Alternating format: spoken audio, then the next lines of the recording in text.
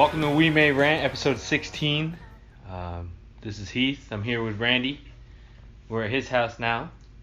My turn. If you hear a licking sound, it's Randy's dog licking his mouth for the last 10 minutes because he just ate. And now I mentioned him, so he's got to get involved in this show. What are you going to do now? What's the plan now, Grizz? You're like 8 feet long I thought and you're you were stuck. talking to the listeners. No. I had to look up. You were like, "What's the plan now?" Well, like he's talking. Randy's got a massive dog, and he just put himself in the smallest location. I'm surprised he got out. So. Episode 16. Yeah, how was your week? I had a pretty miserable week. I lost my keys. The only key I had to one vehicle. I think you're either gonna have to talk louder or get closer. You're way too far. Ow. The cat just jumped over the dog. No, I lost my keys, and on the set of keys that I lost, it was the only key I had to one of my vehicles. And hopefully nobody ever has to go through that, but if they do, it is possible for them to come out and actually manufacture a key right on the spot. With the security and everything, right? Yeah, they need, I didn't know this. This is the first time I've ever went through this, but they need the VIN number from the vehicle, your driver's license, and, like, you have to show proof of ownership of the vehicle. Yeah. And... well, that all makes sense. He goes on the computer, and it, like, transfers right over to, like, this laser contraption that he has in the truck. And contraption is actually the technical term. It is. Yeah. So, yeah, it was inexpensive as far as what I thought it was going to be. So, I thought I was looking at, $350, $400. I've heard those keys cost like between $300 and $500. So, I mean, I got both keys that had chips in them, and an electric remote starter for $180, which is not bad at all. You got it. You didn't even mention a remote starter. Yeah. Lazy bastard. So, I was very grateful, and they come out to you, so it's not like you have to tow the vehicle and pay that expense. You said also. one place wanted you to tow it there, right? Yeah. Which is ridiculous. You're locked out of the car, and you have to get it there, so you'd be paying what, a couple $100 just from the tow to begin with. Yeah. So, that was very stressful, and obviously you can try to imagine, me leading up to that day, me going crazy looking for the keys all over the house and, retracing my steps and all that stuff, all that fun stuff. So, other than that, everything same old, same old. How was your week? What's funny, too, is that's how your week is, and we just started the week. Yeah. Well, it was more your weekend, right? Yeah, it was more. Because we're recording much earlier than we normally do. We're recording this on Tuesday. It probably still won't go out till almost the weekend. But this weekend I set everybody else's stuff aside that I represent and focused on my own writing. And I got the third issue of Death Anxiety written because someone's already looking at that for a possible adaptation. And I got most of the rewrite for my feature that Emmanuel really wants to do, Weight of It All. I got most of that rewrite done. So I didn't get nearly as much as I want to get done because it seems like all I fucking do is nap. Whether it's from high sugar, low sugar, or just wiping myself out all week at work. You know what I mean? And I get out of work, and from 5:30, 6 o'clock-ish, I'm doing stuff for Hustle and Heart till like 1, 2 a.m. and then I got to get back up at 6:30. And you know my job, so constantly moving. So by the time I get home, I'm beat. But I mean, it is what it is. You gotta do what you gotta do. Stay on that grind. But real quick, we're gonna touch on some sports, but we do want to get into the TV show stuff. So, do you think the Yankees make a waiver trade, a waiver deadline trade, go after somebody like Verlander or somebody, or do they say, hey, we weren't supposed to be any good this year anyway, we weren't supposed to make it anywhere this year. If we make it, great. If not, we look really good for the future. I don't think unless barring injury, I don't think they make another move. I think I'm pretty much on the same wavelength as you as far as I think they feel like the trades that they did and acquiring what they got this year. Sonny Gray and them. Yeah, Sonny Gray was the major piece that he's locked in for another couple of years. He hasn't been all that impressive as a Yankee. I agree. I don't know. I just don't. I don't think that they already went over budget from what they said that they wanted to do this year, acquiring these guys. I think they made these trades trying to go for it. Yeah, obviously, but since they haven't won a whole bunch of games since the trades, the thing is, I wouldn't be surprised if they went ahead and try to go for the gusto. But if I'm the GM, I stay put right where I am. Yeah, I don't want to give up any more pieces. Yeah, no, me neither. I've heard, especially for an older guy, which is what you're gonna get right now. I've heard rumors about them going after Verlander, but I don't want him. He's signed till like 2019. And he's making like $28 million a year. Yeah. What do you want that for a guy that's 34 years old? He's obviously on the decline. His ERA is over 4. You know what I mean? Maybe he gets rejuvenated going to a team that's definitely got a shot at the playoffs. I don't know how good Detroit's doing, but if he's their best pitcher, they can't be doing that great. So, I mean, maybe he gets, like I said, maybe he gets a second wind. Maybe he gets us into the World Series or even just the playoffs.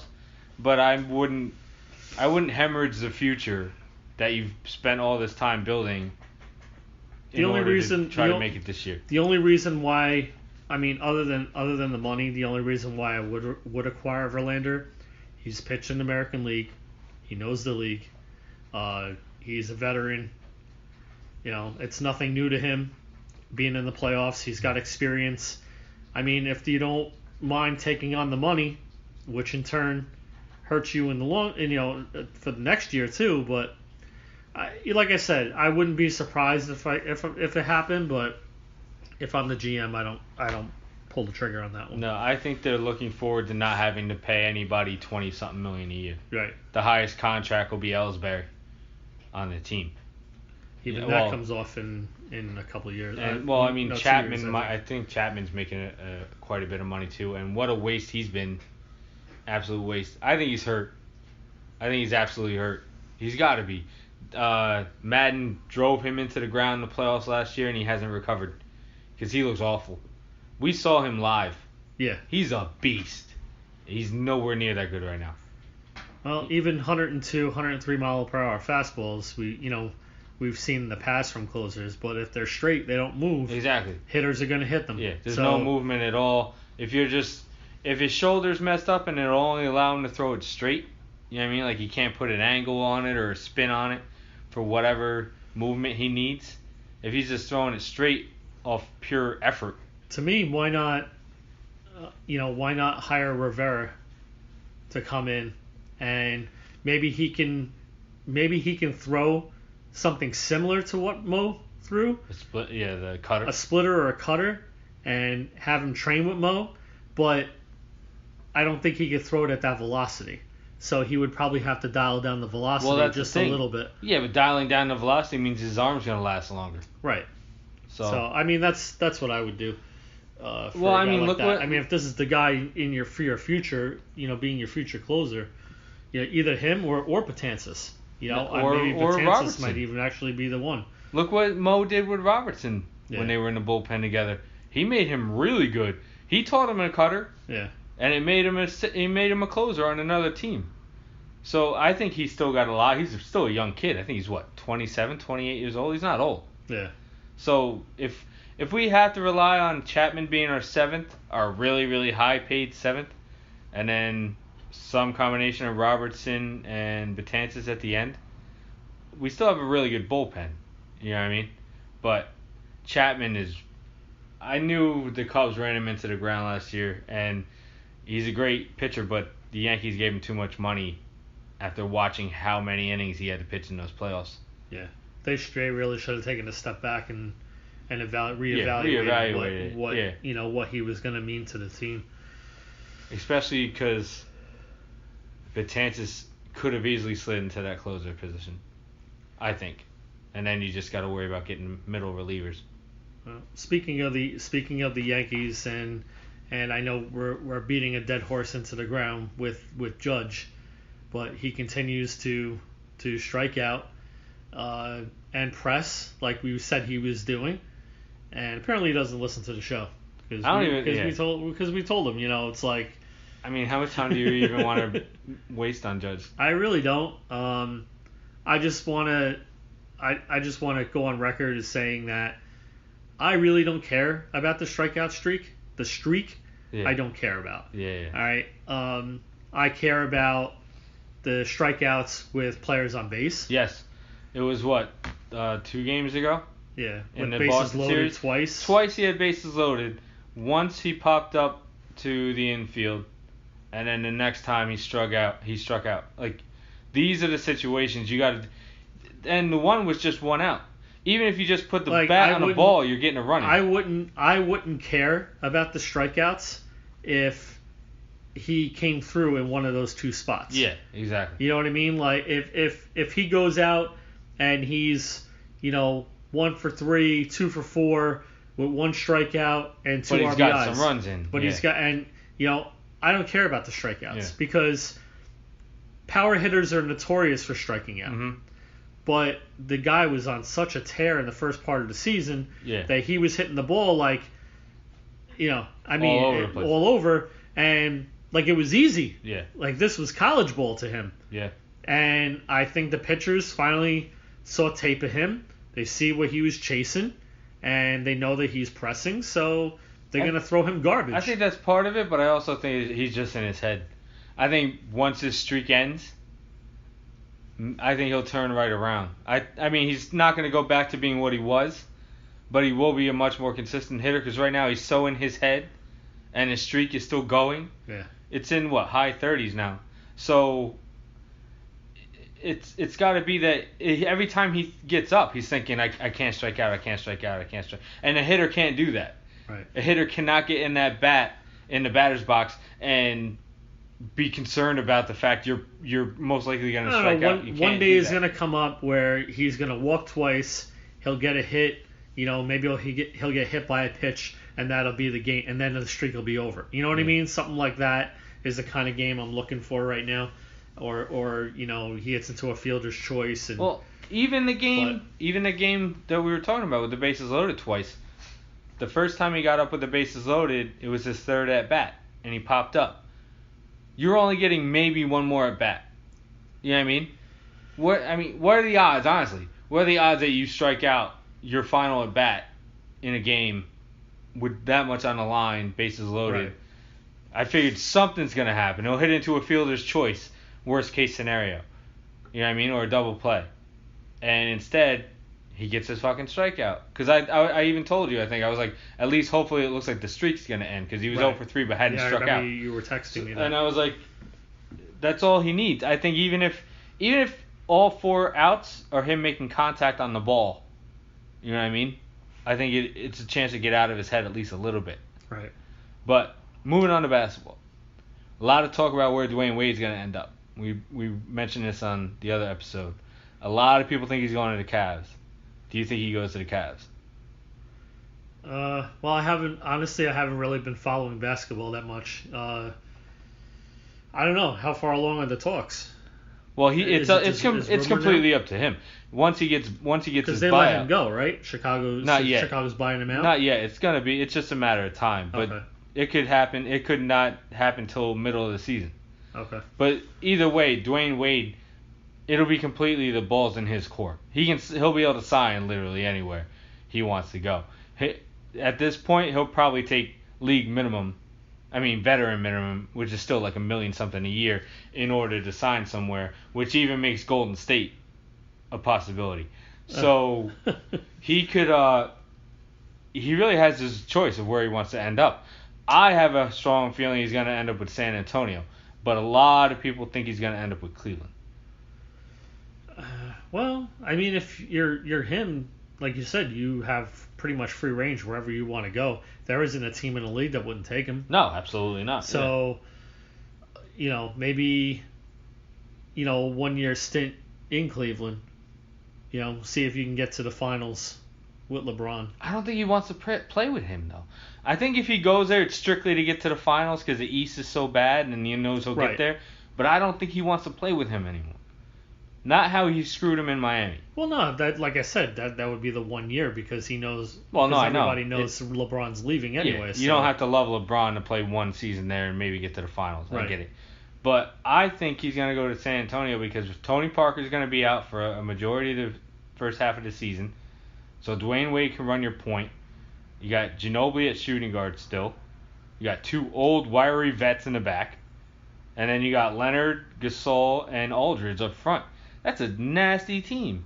I know Kyrie opened up trade talks to other teams, but including the Spurs. Does he consider staying now that he knows LeBron is leaving? No.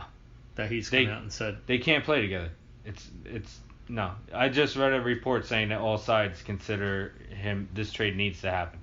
Okay. He's leaving. Either he's leaving or you do what I've been saying for months. You trade LeBron and you build around Kyrie. If Dwayne Wade wants to play there, I think he would go there if you trade LeBron. Like, I've said this how many times now? Right. You trade LeBron, you get back Aldridge and Green, you pick up Wade, you've got Kyrie at the point, Wade at the 2 guard. You already have Derrick Rose coming off the bench. You know what I mean? Your shooting guard or your small forward's Green, your power forward is Love, and your center's Aldridge. That's a good fucking team. Plus you get a draft pick, most likely.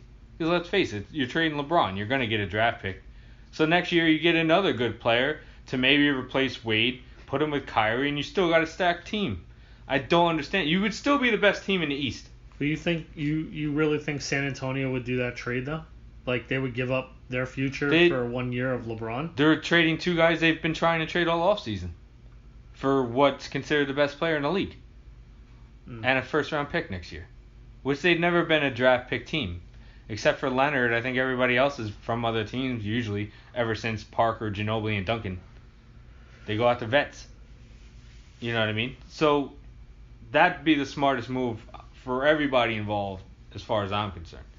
You put LeBron with Leonard, you know what I mean? And then with a chance to pick up Wade. Honestly, Carmelo might even change his mind and want to get traded there to play for Popovich and with Leonard and LeBron. You know what I mean? Who knows what could happen? Anything could happen at that point. I mean, the only problem is you just have to worry about the money working out, who you would trade Carmelo for. But, I don't know. There's so many different things that could happen in Cleveland. If they want to have a future, they need to trade LeBron. But like you said about Judge, I don't want to keep beating a dead horse. Right. If we'll send Dan Gilbert the episode and be like, fucking listen to this. But no, Chauncey Billups is now the GM. No. Of where? Is he? Cleveland? Cleveland? No, they lowballed him. Oh, did they? Oh yeah, they insulted him big time. Plus, he didn't want to take over knowing LeBron's leaving. Oh. So, I mean, if I was Chauncey, I would have taken that job and traded LeBron day one. Yeah, but what do you do if LeBron says, I'm not going anywhere? Because he has that right. I get it, but if you're trading him to a team that's going to have a shot at the finals anyway, why wouldn't he go? It's only a 1 year thing. I mean, he could be weird like that. He could just say, I want to stay, I want to, play this last year, I want to play it in Cleveland. Not if they lose Kyrie and don't get some major name in replacement, they only go for the future and just get draft picks. They're not making it to the finals. They'll be lucky to make it to the playoffs. The only reason they make it to the playoffs is because the East is so bad. Yeah, but my point to you is that it's LeBron's decision. So if he comes out and point blank says, I ain't going anywhere, then you're pretty much screwed. Ain't going anywhere what? And being traded? Yeah. I don't see him saying that if you're trading him to a better team. I don't know. I think he's weird like that. I think he's a fucking idiot. I think he's insane. I agree with you. But I don't see him turning down going to a better team. And everybody needs to shut the hell up about him coming to the Knicks. I do not want him in New York. You hear Blake Griffin? Yeah. No. Stay the hell away from New York. Yep. First of all, he won't come here. He won't. He will not play with this pressure. He won't do it. And they're not close enough to getting to the finals. Though if they don't get Kyrie Irving, it'll just be Porzingis and him. No, they get LeBron, and then Wade will come to New York, and I don't want LeBron James. If he comes to New York, You'd rather keep Carmelo? at least Carmelo's gone after another 2 years. I don't want LeBron. I think he's trash. Not as a player, as a person. And he's proven it by leaving Cleveland again. Yeah. And what's wrong with Cleveland fans? How many times are you going to display loyalty to this guy that clearly doesn't give a shit about you? All these shirts, please stay home, blah, blah, blah. He does not care about you. He's blatantly telling you he does not care about you. He's going to leave again. You know what I mean? He came here to save face, or he came to Cleveland to save face. Now he's going to bounce again. Why are you trying to keep this dude? I don't understand. I don't know. And he's lost a lot more finals than he's won. Is my point. He's what, 3-6, 3-7, some shit like that? Oh. He does not have good percentages. So, all right. He doesn't want LeBron from New York. Okay, I got it. No, not at all. I would never be a Knicks fan again. It was bad enough seeing Carmelo there. King James of New York. Oh, gosh. Oh, God, no. And then Durant, he'll never play in New York, quote unquote, never play in New York. He loves New York, loves the Garden. He has a whole bunch of foundations in New York that he comes here and takes care of, but he won't play for the Knicks. It's got to be because Dolan is such a horrible owner. It's got to be. There's nothing else makes sense. Because Porzingis looks good enough to want to play with. You know what I mean? Yeah. So, I don't know. I don't get it. Was there anything in football you wanted to touch on? Ezekiel Elliott Oh God. was partying pretty hard right now. He was just caught. Well, not caught, but he was invited on a party boat and with tons of like scantily clad women around, and there's other players and At least stuff like that. It's not a strip club. I understand that, but the guy is walking around like he just did not get suspended. Like he has no remorse over the fact he got suspended. Right. Now the appeal hasn't even happened yet. Yeah. So an NFL judge, or what you want to call him, mediator is looking at this case. Yeah. And watching this stuff.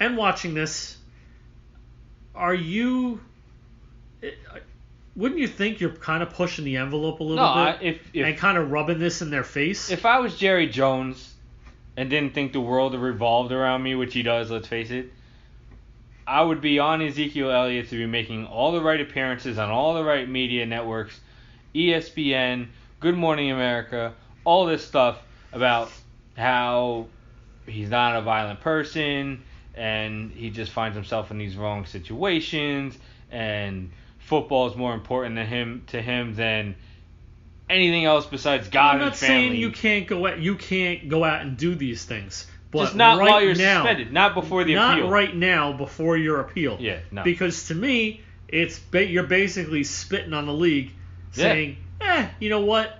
I really don't care what you're doing. You're basically saying I'm going to get paid anyway. You're basically saying I don't think he gets paid for games he doesn't play. Right. But he ain't getting cut either. So. No, but what he's basically saying is, I'll take the extra 6 weeks of partying. I'll take the extra 6 weeks where I don't have to get my body banged up. Yeah, sure, why not? I got my guaranteed money.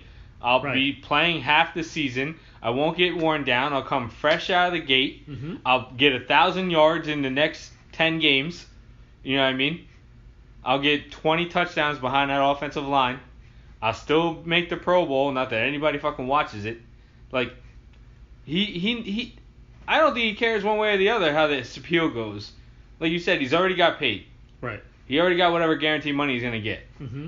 And like I said, if he's saving 6 weeks of wear and tear on a team that's most likely gonna make the playoffs, because let's face it, any running back you put behind that offensive line is gonna get 100 yards a game. I mean, they're not gonna be Ezekiel Elliott, but they're gonna get the job done. So if you can stay 500, if you can go 3-3 before he gets back, odds are you're going to end up with a winning record and go to the playoffs with a fresh Ezekiel Elliott. So I don't think anybody involved cares. I don't think Jones cares. I don't think Elliott cares. The only reason Jones might care is that it might hurt tickets, but you've already sold those tickets for those home games in those 6 games anyway. So you're not even worried about it. You know what I mean? Yeah. People in Dallas are going to go watch football whether Ezekiel Elliott's playing or not.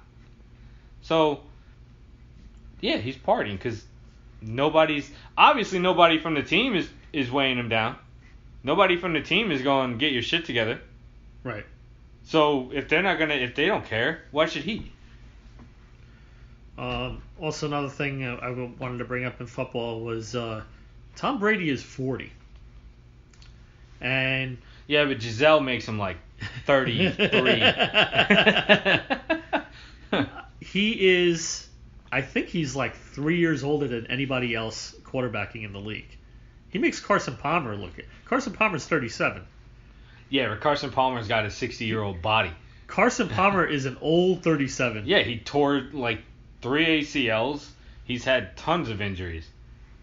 Do you think that he starts declining this year because Brady? of age? Yeah.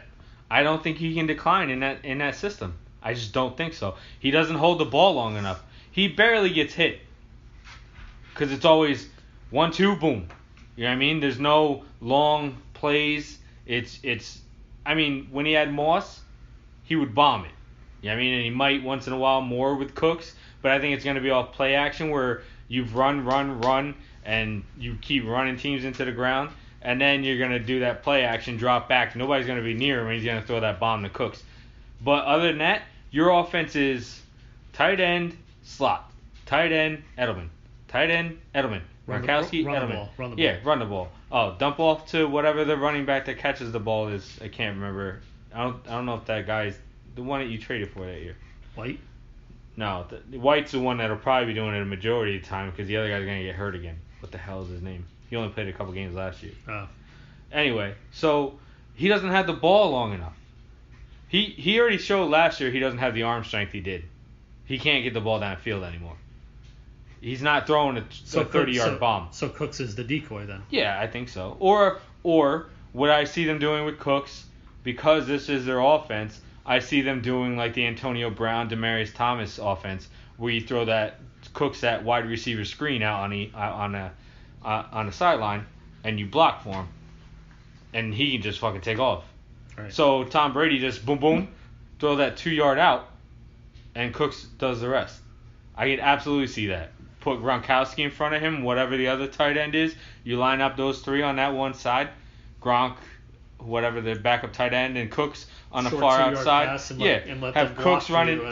Cooks runs it in. Gronkowski and the tight end run across or straight up. They start blocking for Cooks, and Cooks goes crazy. I don't see them. He will air it out once in a while, but Brady doesn't have that bomb anymore. And unlike Brady, we're playing with Denver, where he had to constantly throw it up anyway, even though he couldn't anymore. He was throwing ducks for like 20 yards. Brady, they'll know how to use Cooks. Yeah. Belichick will know what he's doing. Well, yeah. I mean, we've seen it with Moss. We've seen it with Chad Ochocinco. I think they were basically doing it with Hogan last year. Was the wide receiver screens because he was a. I thought they were going to use last year. I thought they were going to use Hogan a little bit more because he's actually a really good pass catcher. You mean downfield? Yeah. But Brady doesn't have that arm anymore. Yeah. That's not his game. It'll be outs. I'm telling you. It'll be wide receiver screens. Either the ones to the out or they'll have Cooks on a cross with Edelman. Yeah. And whichever one the defense goes with, he'll throw to the other. They're going to be in a ridiculous. Edelman by far is my favorite player. They're going to be a ridiculous he is so offense. Awesome. Yeah, he works hard. You got to give him that. And that's why like you could tell how much he works. He's not the biggest guy. He's not the strongest guy. Mm-hmm. You know what I mean? Like he just goes out. He's a gritty player. Yeah. And that's why I like him. I'm not a Patriots fan by any way, shape, or form, but he's a good player. All right.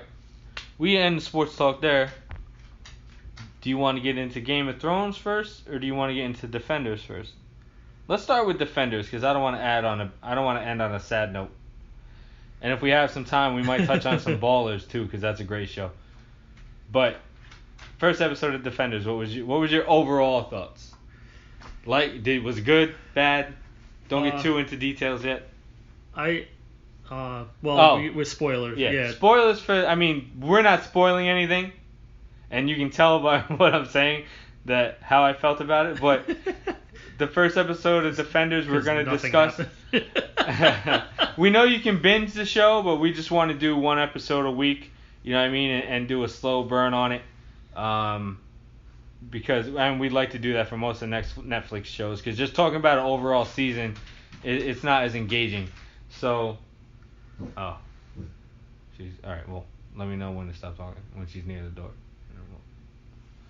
So anyway, what was your overall thoughts of Defenders? Did you like it? Yes, no. My dog's going nuts. Do you really need to introduce these characters? Well, not detail. Just do you, yes or no? Do you like it? Yes or no? I don't like it so far. Yeah. No. First episode to me, real quick before your mom walks. Boring. Was Iron Fist season 2? Yep. In other words, boring as shit. Yeah. So, go ahead. I just thought it was boring. Very. It really had no substance. No. And they cut to the different characters who have their own individual storyline, and I imagine obviously at some point they're going to start to come together. But yeah, just not impressed. With the first episode. What pisses me off, and my overall opinion is exactly verbatim what you just said, so we can start getting into it. But what pisses me off is you've spent 5 seasons, when you add all the other shows together, building up to this season. You knew this is what you were coming to. Right. And rather than just jumping off right out of the gate, yeah, you start to then still establish this storyline where they're all going to eventually end up facing the Hand. You don't need this. You don't need this episode. You don't need... And I'll let you know, I've watched up to episode 6. Oh, so I've seen this up to episode I'm 2. not going to talk any further, other than to say you don't need the first 2 episodes. At all. You can completely avoid them. Right. And just go from episode 3 on, like you've just finished that awful Iron Fist season. Actually... Well, no, you kind of need to see Iron Fist to understand his storyline. Yeah. But you can probably go online and get like a 30-second YouTube clip that goes through the only parts of the entire Iron Fist season that are worth watching, and then be caught up on his character for this. But you could start episode 3 and just go with it. Because there's no reason for the first 2 episodes when you've already spent 5 seasons doing what you do in these 2 episodes. Where you build up these characters, they're going to face the Hand. This is what's going to end up happening. So let's go already. Yeah. And I'm so sick of Finn Jones.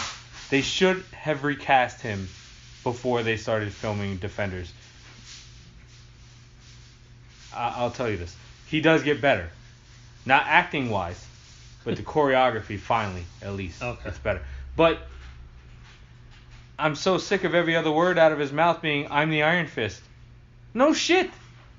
We get it. Why? And then, no, he doesn't write the lines. So you can't really put that on him. But why do they keep beating that dead horse? Like, I'm the Iron Fist. We know. You don't hear Daredevil going, I'm Daredevil. Or Luke Cage going, I'm Luke Cage. You know what I mean? And I just, why? Why is he so bland? Jessica Jones annoys me. Hate's a strong word. I am not a Kristen Ritter fan. So it makes it very, very hard for me to care about her character. Because Jessica Jones' season was good. All of the explicit, unnecessary sex scenes aside. And yes, David Tennant did save that season as the Purple Man. He was amazing. But I just cannot stand Kristen Ritter. She's not a good actress. She's a horrible actress. And she looks so stiff when she's trying to do these fight scenes. It's just not good. I think it's a combination of that, and it's the I can't do attitude. Yeah. Mm-hmm. And I don't know. It's just really hard for me to watch her. Yeah. I like Luke Cage. The actor is phenomenal. His story is the only one that's worth watching. I love Charlie Cox's Daredevil. Right. And I'm always engaged when he's on screen, but his storyline, who cares? All right, so that was interesting. Just as we were recording this, the app upgraded, so it booted it out, and that was terrifying. I thought we lost the whole 40 minutes that we just had. But getting right back into it. Every time Charlie Cox is on the screen, I'm enthralled. I'm engrossed in his character. Daredevil's the best character out of the four, with Luke Cage being a close second for me. But the storyline's a trope. Oh, I quit being a superhero. Right. Nobody quits that. Everybody knows you're going to become Daredevil. So your story has no interest because everybody knows by episode 2 or 3 you're going to be Daredevil again. Right. You know what I mean? So there's nothing engaging. The only one that's engaging is Luke Cage because he's trying to watch out. He just gets out of prison. He's trying to watch out for this kid who's a friend. I can't remember where he's from. I'd have to go back to the season to watch where he comes from, how they're connected. It was just a family friend. A family friend, kind of brings him into, this world where it was involved with Pop, wasn't it? Yeah. Something through Pop. Some girl, the mother was friends with Pop or something. So anyway, Luke Cage's story, the only engaging one. Mm-hmm. But even still, you don't need this build-up episode. You could have just gotten right into them all getting together and going against the Hand. And I love Sigourney Weaver as a villain. Mm-hmm. You know what I mean? I have no idea. I've read comics all my life. I have no idea who she is. Right. I don't recall Alexandra Reed from anything. You know what I mean? But, I mean, even though I own pretty much the whole first run of Luke Cage Hero for Hire and the the Power Man Iron Fist series, I'll admit I haven't gone back and read them all. So maybe she's prevalent in that series, but I don't recall her. But as an actress, she's great, and as a villain, she's amazing. Yeah. So first episode overall, what we're saying is you can watch it just to get the story. Almost like she's the new Kingpin. Yeah. Right. Yeah. I mean, honestly, I'd rather it just be Kingpin. Right. Because he was amazing. Damn it, I almost said amazing. He was outstanding in everything he's been in so far. Vincent D'Onofrio is just an unbelievable actor. He's a complete chameleon and becomes everybody. When he's playing a role, he's that role. Right. And Kingpin's been one of the best villains by far in the entire Marvel universe. So I'd rather it just be him. Yeah. I don't think Sigourney Weaver was necessary.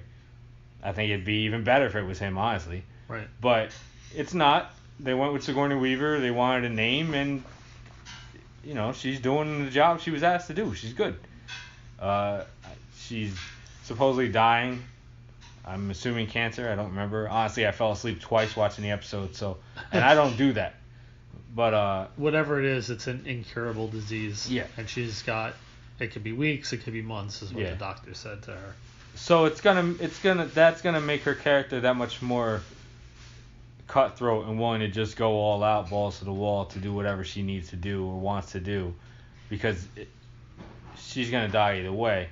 You know what I mean? And I think, having seen a couple episodes further, I think ultimately what she's gonna try to do will prevent that. Mm-hmm. But she's obviously gonna do whatever she has to in order to make her goals achievable. So, all right. So off of a horrible episode, let's get into Game of Thrones. Amazing episode. Yeah, probably one of the best so far that I've seen. There were holes, and we'll get into that, but absolutely unbelievable. And I owe everyone an apology from last week. I could have sworn Davos went with them, but I watched it a second time before this new episode, and he blatantly says, I'm only a liability if I go with you. So he did not go, thank God, because he would have just died. No questions. Right. But the dialogue between every member of John's group was unbelievable. Yeah. It was hilarious. I love the interactions between the Hound and the Wildling. Do you want to suck my dick? Dick. And just the whole thing. I won't get into it because Randy's parents are here, but that was a great back and forth. Game of Thrones spoilers. Spoiler alert. Oh yeah. Just in case. I don't want to start pissing people off. Yeah, you're right. But we're gonna get into a little bit more details of the episode, this past episode. So episode 6, I believe it is. Yeah. Uh-huh. So you've been warned. we're going to be talking about stuff now. So if you have countdown, and this was your official warning. 5, 4, 3, 2, 1. Okay, now it's your fault for listening even further. And then the dialogue between Gentry and that's his name, right? Gentry. And the Wildling, hilarious. Yeah. Just everything, just that entire crew. You didn't want any of them really to die. The only one that was expendable was the Top Knot, which is who we knew was gonna go, and that's who ends up dying anyway. So, and I did see one question on Facebook after I watched it. That is a really good point. Why are these guys dying by freezing to death, which is what the Top Knot died from? He froze to death. When the dude's sword ignites into flame. Can't you just ignite the sword? Yeah, wouldn't you ignite the sword and stand in a circle. Yeah, and your whole reasoning for being on the island is the walkers couldn't get to you on the island because the snow melted. It broke up. Yeah. So wouldn't you kind of make a circle, around the island, just consistently go over just to make sure that it was still wet? What didn't make sense about that whole thing is the wildlings can't drown, can't freeze. So why'd they stop? Not the walkers. Walkers. Yeah. They can't die like that. They can't freeze or drown. So why'd they stop? Why did they stop? They could have just kept going. Right? So they're supposed to be mindless anyway. So yeah, exactly. So just they would have just kept going. The only ones that have the intelligence are the regular walkers that the Night King and the ones that make generals. Them, yeah. So one of the comic book writers I follow, his name's Justin Jordan. He's a very good writer. He came up with how he would fix some of the holes of this episode. Okay. One of the holes was that. Why'd they stop? Right. He said he would have made John's team that little island Dragonstone. So the walkers couldn't climb onto it because they're adverse to touching that. So they wouldn't climb up there. Instead of the ice being the reason they stopped, they would stop because of the Dragonstone. The glass, you mean? Yeah, the dragon glass. That's okay. There you go. So that's how he would fix that. Another issue. One of the dragons getting killed was horrible. It was an awful scene to watch, but you kind of knew it was coming, right? Because everyone spoiled it online weeks ago that one of them turns to. Okay, that's why I don't go on. That's why I don't go on Facebook like that. So. I mean, I didn't read the article, but it was whatever. So anyway, so his thing was, why did what's the name of the king? The dead one? The Night King? Yeah, why did the Night King not throw it at the one where all the people he's trying to kill are climbing on? The stationary one that's sitting on the ground. Why is that not the first one he threw the spear at where they're about to escape on? I mean, he has a point. The thing is massive. It's the biggest of the three. It's sitting there on the ice. Everyone that you're trying to get to is getting away on this dragon, but instead of throwing it at that, you throw it at the one that's moving. Right. And yes, it was a more immediate threat. But if you got the one on the ground, they're screwed. So why did you go for the one in the air? Obviously, it's to make the story move along. Yes. If they killed that dragon, then the entire story would have been done. Yeah. But my only gripe about it is, you spent a good part of the season of Jon Snow going to Dragonstone to get the dragon glass, and then you don't use it. Your mission was to go beyond the wall to fight the walkers that the glass would be used against. It wasn't a surprise who you were facing. Yes. Yeah. What happened to the dragon glass? Why is the dragon glass even necessary? Because they were fighting with regular weapons and killing these things. Yes. Why do you need it now? Jon just killed one of the Night Kings with a regular sword. I mean, Valerian steel, but whatever. Right. I mean, is it possible that they did bring the glass with them and then they laced their weapons with it? And then not saying anything? That'd be really stupid if they didn't say it. Maybe it's implied. To me, it might be the only thing that makes sense, because the whole reason is that that's what you need to kill the walkers. Yeah. So maybe it was a scene that was cut, and they kind of just let for time the people assume, but but people not really catching on to it. Yeah. But if you're a Game of Thrones fan and you're watching this storyline, it kind of makes you wonder.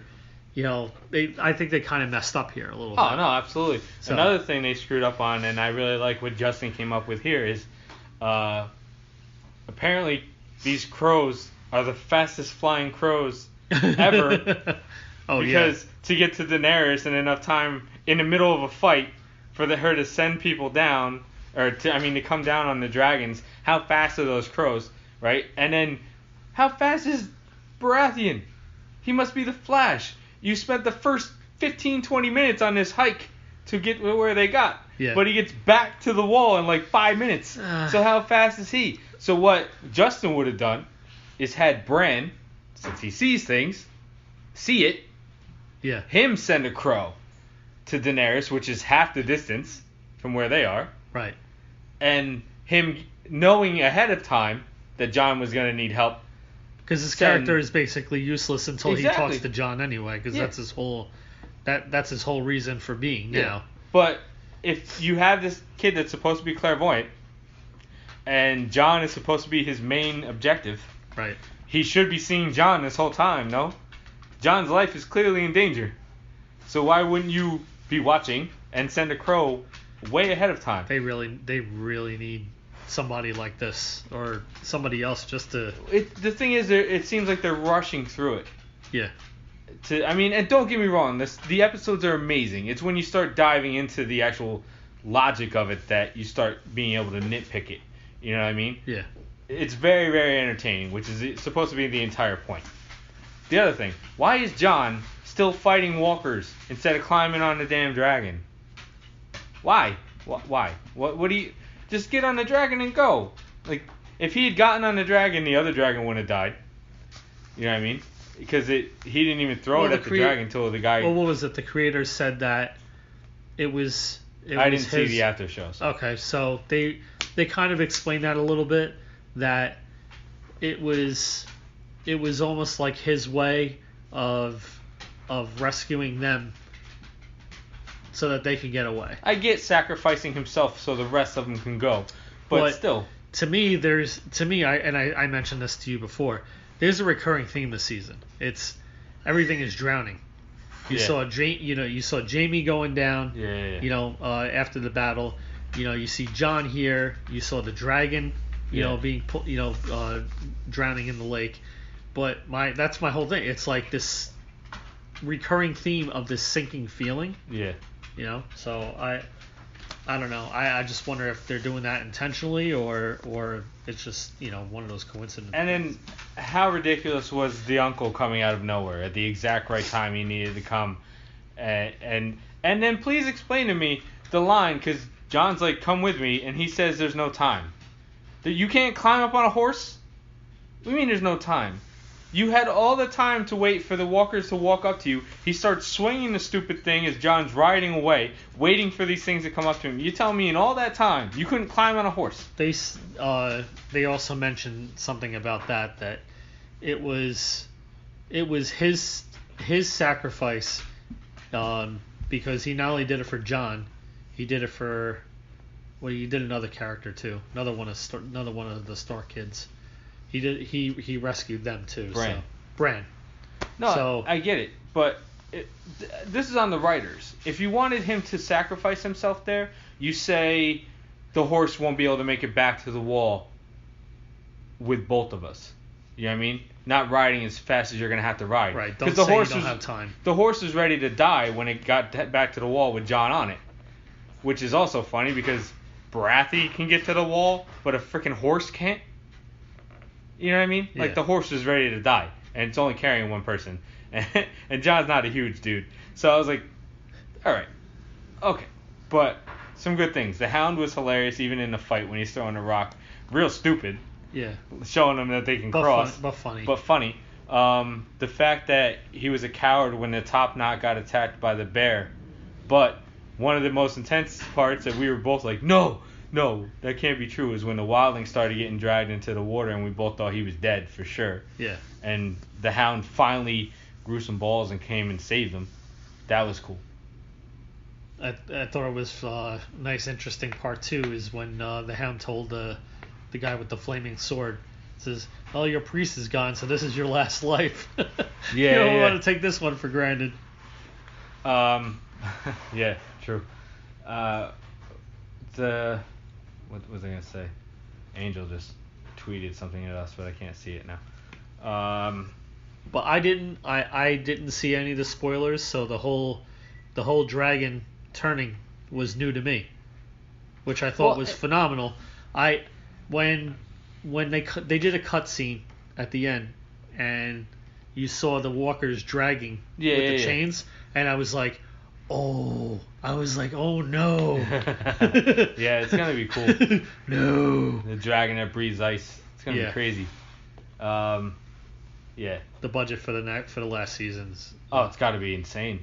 Absolutely. You're talking like movie theater. Yeah, true. Stuff. So, moving away from John's group, trying to think if there was any last bit that we wanted to touch on with that. I don't think so.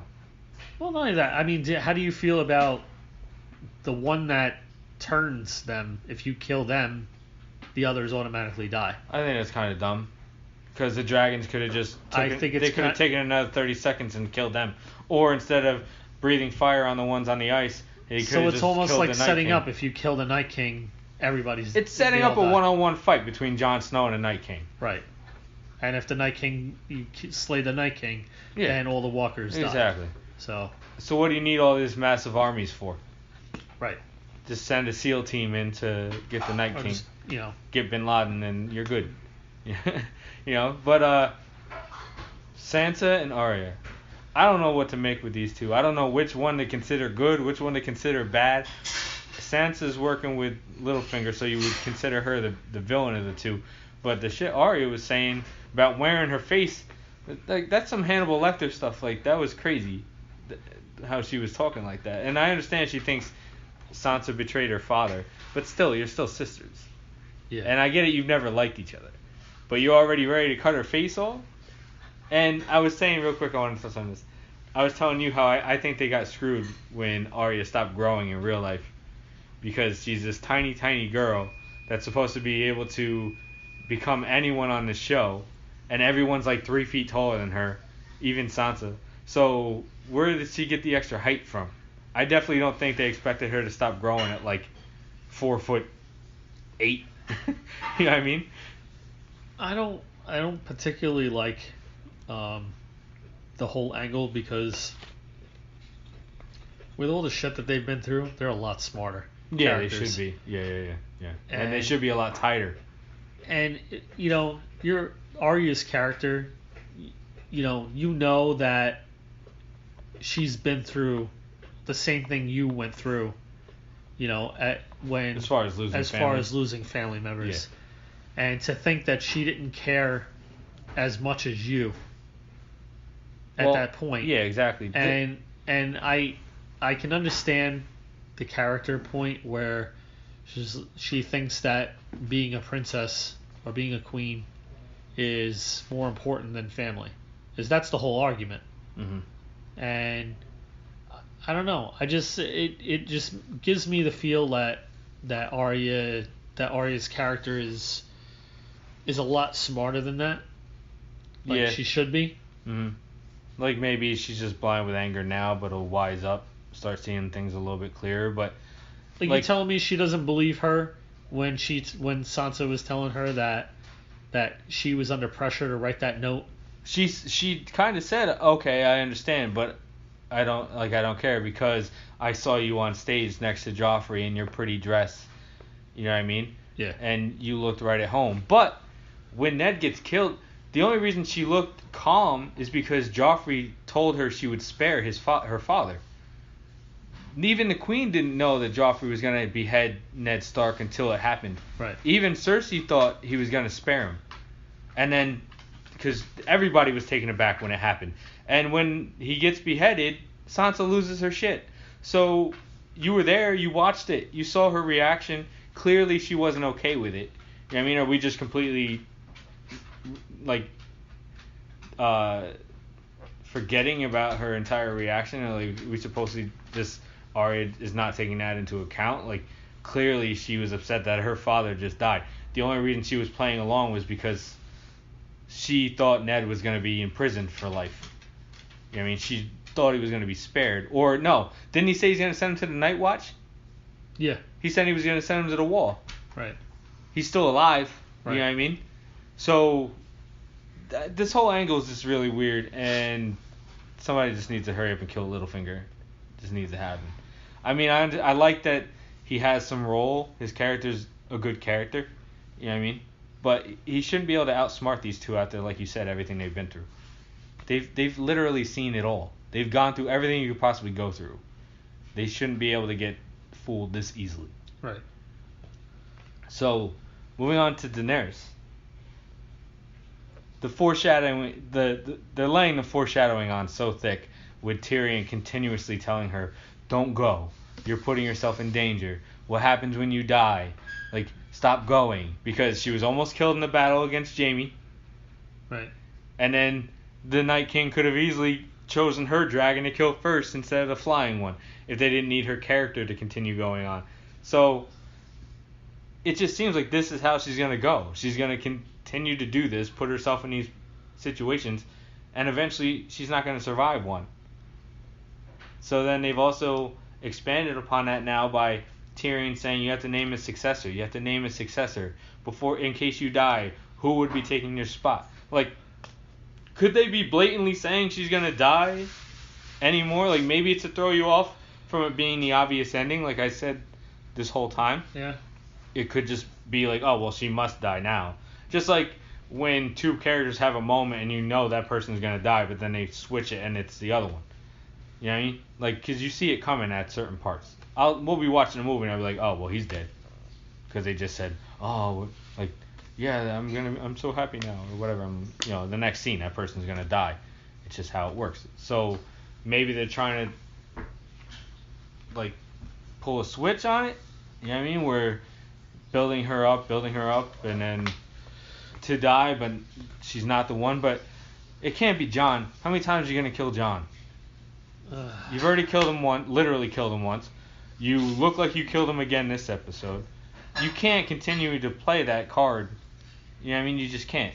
I don't see it being Jon. I think she's going to, like I said, I think she's going to name him the successor. She obviously has feelings for him. She obviously respects him completely.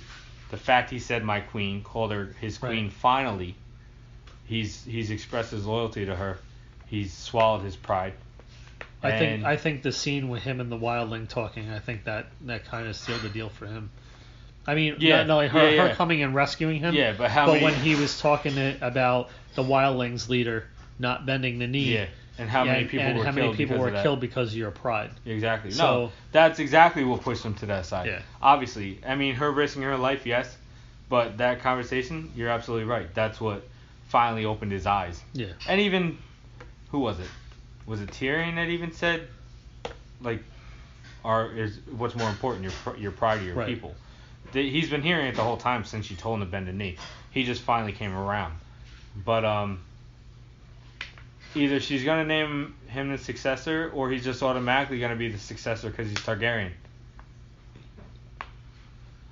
And then, like I said, I still think he's gonna give it to Baratheon, because obviously they're going out of their way to keep him alive. They sent him away from the battle. Yeah. So I think Jon's gonna end up in the end. It's gonna give the Red Keep to Baratheon. He's gonna take the North, and it's gonna be full circle. But to me, it's shaping up to go more and more that direction. I was looking up today. I said, what? Because I'm really confused. What are the 7 kingdoms in Game of Thrones? Okay. Well, there was the Lannisters, right? Yeah, the Lannisters. Tarleys. The Lannister. Well, when I say the 7 kingdoms, it's the 7 areas, but there's families that represent the kingdoms. So like continents. What their 7 continents would be. Yeah, but but honestly, there's actually like 9. So, but they say 7 because you're not going to count above the wall. Right. You're not going to. Well, it was the Starks in Winterfell, Mm-hmm. right? Then it was the Tullys in the Riverlands. Mm-hmm. Is that the Vale? No. Okay. The Vale was the Arryns. Okay. The Arryns of the Vale. You had the Tyrells in Highgarden. Mm-hmm. The Lannisters. Castle Rock. Yeah. The Ironborn. No, that's where it was. It was like that was one of the extras. You had the Dorne in the south. Yeah. Right. What was the other? There was a couple other ones that. Well, they didn't control where Dragon or the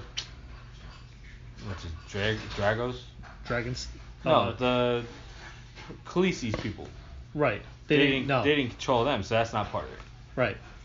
So you're saying the Ironborn wasn't part of it? The Ironborn wasn't part of it. It was weird. It was like as I'm looking through, but the Baratheon house was in one of the lands too. But as far as they know, all the Baratheons are dead, all the Tyrells are dead. It was like it was just it was amazing. Like you start going through. And it was like 3 or 4 of the houses don't even exist anymore. Yeah, no, I know. But I think the Ironborn was actually considered part of the North because they were loyal to Starks. Right. So that's why it's not considered a separate kingdom. And they and Brienne of Tarth is a family for the Tullys. Okay. All right. So I was looking at a map, and Tarth is an island. Yeah. And it's just off the Riverlands. So she was loyal to the Tullys. That reminds me of something else I wanted to bring up. What do you think about Sansa sending Brienne away to a fake meeting? I just think it makes her. Think it makes her more of the villain. Yeah, because like Littlefinger was saying, Brienne's there to protect both the Stark daughters. Right. If you send her away, then she's not going to prevent Sansa from going after Arya. Well, I don't think he told her to send her away. I think he just kind of preempted it. So he planted that seed in her head. Because he knew that was a way she was going to find a way to get her. Yeah, but there's clearly no meeting for her to go to because the meeting's not going to be at the Red Keep. It's supposed to be at a neutral location, isn't it? Yeah. So there's no one there for her to go meet. Where was it supposed to be? Castle Rock, right? I don't remember. I think so. They showed a preview, but it definitely didn't look like the Red Keep. So it was crazy though that she got rid of her to get rid. Not that Arya needs the protection, but she got rid of Brienne, so that's that one less layer of protection between the two of them, and that's gonna end up biting her in the ass because Arya can take out the entire Stark army. Yeah. You know what I mean? Brienne was probably the only one that could battle her. That's gonna be on it. Yeah, I think if we were to stop now, it's only like 70 minutes. Well, I mean, if we make this one a short one, make it a short one. All right. Was there anything else? Just any theories for next episode? Other than it being leaked, because this one's probably going to leak also, I'm not going to watch. I'm not going to watch the leak one. It just so like for the last couple of seasons, it just feels like the best one was the one that we just watched, and like the last episode, they don't leave you. They leave you with a cliffhanger. They don't leave you with enough of one, because last season was Battle of the Bastards was the episode before the finale. Yeah. Well, this wasn't a finale either. No, but what I'm saying is that again, major battle. You know what I mean? Oh yeah. And then next episode is going to be all political, and they're going to leave you with a cliffhanger. What do you think about Sansa saying that Jon didn't win the Battle of the Bastards? She did. She did. Yeah. That's crazy. Well, I mean, her strategy worked, yes, but to say the guy that was down there risking his life, almost nearly dying for them, the one that actually led them into battle, literally was the first one into battle, to say that he didn't win it, that she did, that's some balls, man. I don't know. Like you said, I think she's becoming the I think she's becoming the villain. That'd be a nice spin. It Yeah. would be. I mean, she, like you said, she respects Cersei a lot. She sees that Cersei's in a position of power and nobody's messing with her. You know what I mean? You know, Daenerys aside. I also liked how Jon called her Dany, called Daenerys Dany. Yeah. And then That was interesting. Yeah. The incest building there is disturbing. At least they don't know. You know what I mean? Jaime and Cersei are one thing, but at least they don't know they're related. But yeah, the show's amazing, and I can't wait till next episode. And I'm not gonna watch the leaked one. I'm wondering if HBO is kind of pissed at themselves for the whole HBO Go thing, because that's what I'm assuming keeps getting hacked. Probably. And leaked. But yeah, no, and I just wanted to real quickly touch on another show that everybody should be watching. If you're not watching Ballers and you have access to HBO Go or HBO On Demand, go back and binge the first 2 seasons and start the third, because The Rock is amazing in that show. Yeah. He's outstanding. And the show as a whole is just really, really good, especially if you're fans of Entourage, because it's all the same people behind the scenes. Yeah. You get that it's the same feel. Yeah, instead of how Entourage was the actors and the actors' agents, it's the sports side of it. It's athletes not knowing how to handle their money. The same thing we talk about, them getting themselves in these horrible situations that The Rock has to get them out of. Rock is kind of not only their financial advisor, but their cleaner. He's like their Ray Donovan, which is another great show. And another season just started of that. But yeah, it's funny.